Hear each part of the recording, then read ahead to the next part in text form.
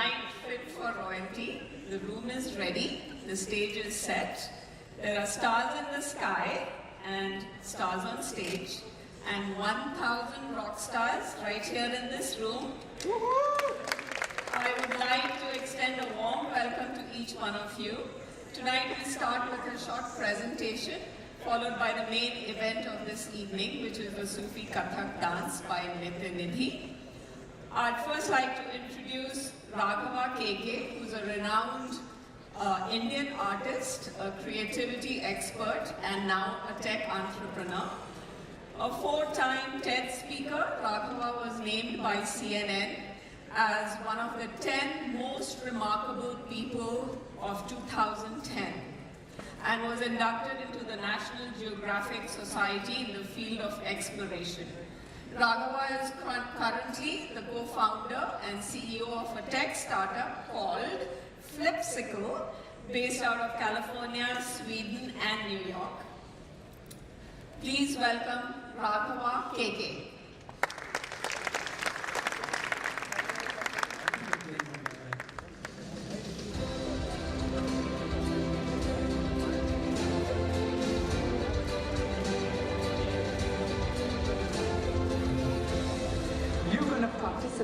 To bring my work to life using your biochemistry, your brainwaves, your thoughts.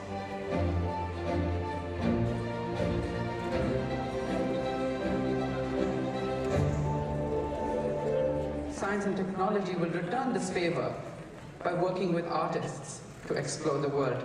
We see the world through many eyes, and in doing so, we believe we can actually build a perspective knowledge graph. The way you have gone from art for self to art for society.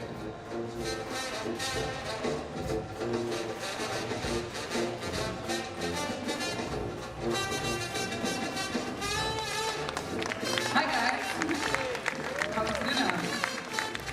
Good? Are you all asleep? I'm going to wake you up. Hi everyone, thank you so much for having me here. This is really special for me because every male member in my family went to IIT Madras, except this one.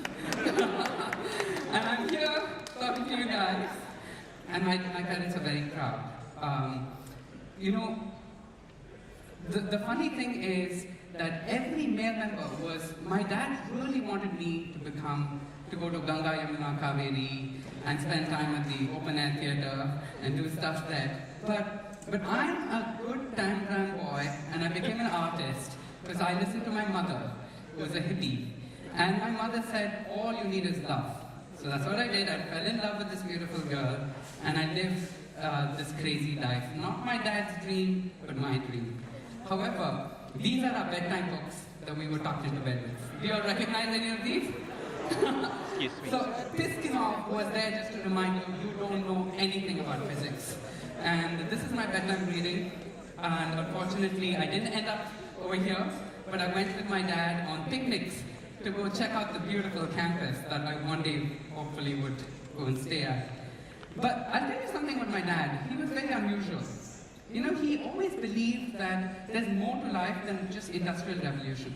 Because he felt that was hijacking our textbooks.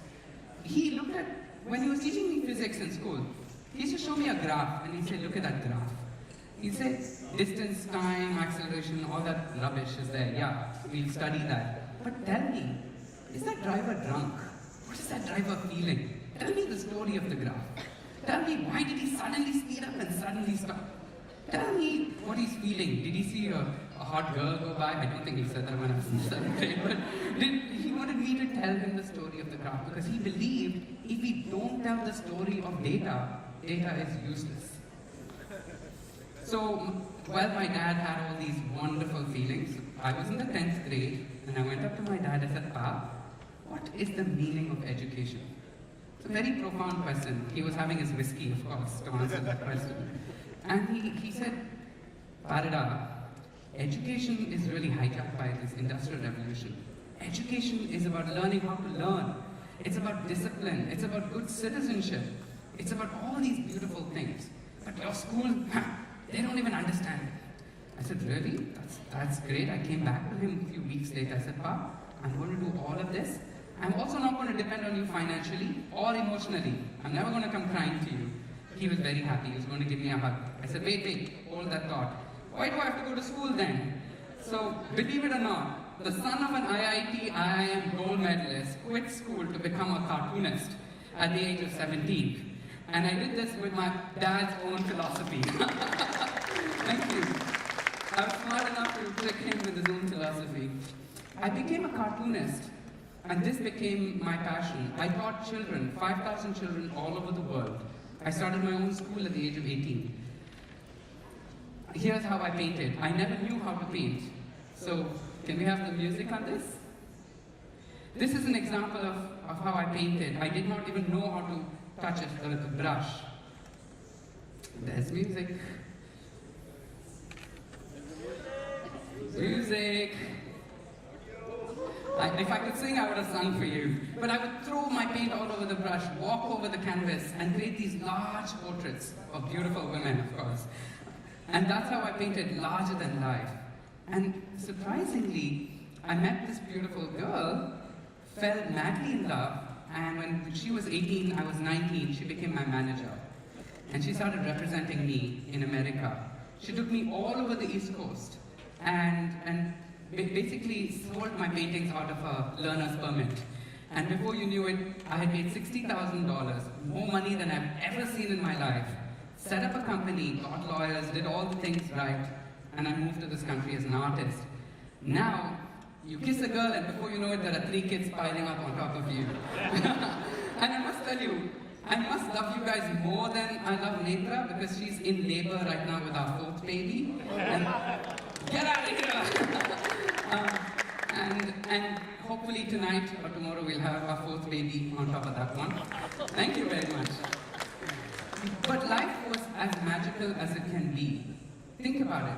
Find this beautiful girl. I was collected by the who's who. Rajnikant, Kamal Hassan, name Bollywood stars, they were my clients. Life couldn't be better. Until my mother, who I loved so much, suddenly fell ill, very ill. And all of a sudden, my artwork turned really dark. That exuberant, happy me just became this dark, depressed me. And I lost all my celebrity clients. I lost all my attention. From being a hero, I literally was, people were saying, oh God, let's not have anything to do with him. And I came to this country in 2008, and I came with nothing. I had lost a lot of what I had gained. And then I asked myself, what makes me happy? Is it my success, the amount of money I've made?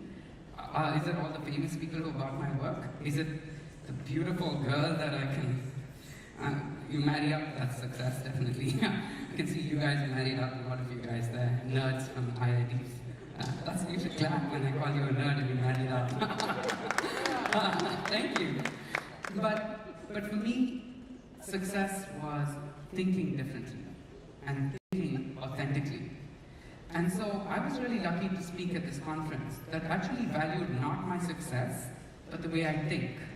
And what this did to me is it allowed me as an artist for the first time to work with scientists, to work with neuroscientists, with behavioral economists, with musicians, with the Mass General Hospital, to really set up experiments to see the world the way the artist sees the world. And I'm here to tell you, I look at the world differently. I don't see myself moving in time. I see the future coming towards me because I am the point of reference. And this changes everything about the story of my life. And so with this newfound excitement, I took my art beyond the gallery, beyond the success of that little bubble, into the tech world, into the science world.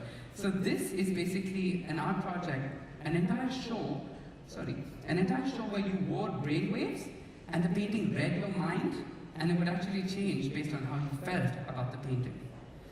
So, in fact, there was one naughty painting where if you got aroused by her, she starts undressing. I bet you guys want to see that. Joke! Anyway, what is most important is we did this opera with a musician as well, reimagining how you could use artists to think of using science and technology. But what am I doing in Silicon Valley? What am I doing with engineers? That's a very good question. And I'm here to answer that. If 80% of our brains are visual, then why is 80% of knowledge verbal? I was dyslexic. I couldn't read a single book in my life, but I'm not stupid, and I'm not dumb.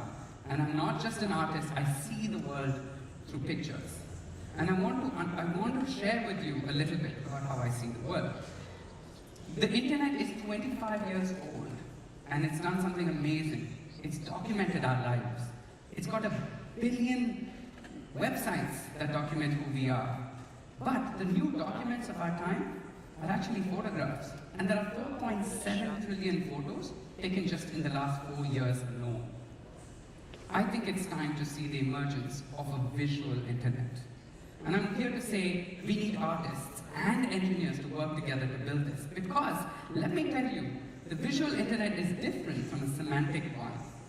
It's very simple. Words and pictures are different because pictures mean different things to different people. And these different meanings create new ID groups. And if you can cluster people based on how they make meaning of photos as opposed to who they are, what they say they are, I think it could be a very fascinating time. Thank you. I really appreciate that. Thank you. Thank you. So, I tell you, we need to borrow from artists. Why? A picture for the artist is both a mirror and a window. A window, you can look into it and say, oh, there's a cow, there's a scenery, there's a beautiful girl, there's whatever you see, right? But a window tells me how you feel about the picture. What does it mean to you? It's your subjective reaction to the art. So, computer programs are fantastic, and I'm sure there are smart engineers here who are working on these problems. And you can look at that picture and say, there's Neil Armstrong, that's a flag, that's the eagle, that's the moon. It'll even separate that eagle from this eagle. But what it cannot tell you is this means pride for some people. This means anything is possible. This means it's the limit of human curiosity. And how do you get this kind of information? And I'm proposing that we have to engineer new behaviors using user interface. This is where the designer, the artist, has to come and work with engineers to create subjective intelligence. A photo tells us two things. It tells us both what is a window and what's and the mirror. And if we can bring this together, I think we can not only create big data, but super data. And that's what I'm here. I'm here to add a whole new paradigm to every visual and connect it to create a visual internet. So after all, I am the son of an engineer who thought every graph has to have a story, and a mother who's an artist who felt that math is the most beautiful art that there exists. So before I end, I want to leave you with one thing. You know, my education was great, and it taught me a lot. It taught me who I am. But it's my creativity that taught me I can be much more than what my education kept telling me I am. You know, some of the greatest minds of engineering are here today, and I want to invite you to bring artists in and collaborate with us, because we're going to be two eyes of the same body. Open one eye, you see this beautiful world. Open another, and you see a depth and a richness you can't even articulate. Perhaps we can back up all of human consciousness if we work together. Namaste, it's such an honor being here. Thank you.